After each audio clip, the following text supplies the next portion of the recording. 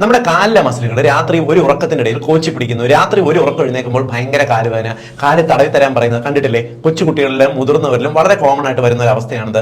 പല കാരണങ്ങൾ കൊണ്ട് ഇത് സംഭവിക്കാം. ഒന്നാമത്തത്, നിങ്ങൾ പതിവായിട്ട് ഒരുപാട് സമയം നിൽക്കുന്ന ആളാണെന്നുണ്ടെങ്കിൽ കാലിലെ മസിലുകൾക്ക് രാത്രിയാകുമ്പോൾ കോച്ചിപ്പിടുത്തം വരാനുള്ള സാധ്യതയുണ്ട്.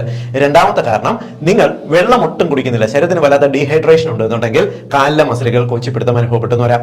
മൂന്നാമത്തത്, കൊച്ചുകുട്ടികൾക്കെല്ലാം വളരുന്ന പ്രായത്തിൽ അവരുടെ ശരീരത്തിന് ആവശ്യത്തിന് വൈറ്റമിൻ ഡിയും കാൽഷ്യത്തിന്റെയും കുറവുണ്ടായിരുന്നാലും കുട്ടികൾക്ക് രാത്രിയിൽ കാലിലെ മസിലുകൾ കോച്ചിപ്പിടുത്തം അനുഭവപ്പെട്ടു എന്ന് വരാം.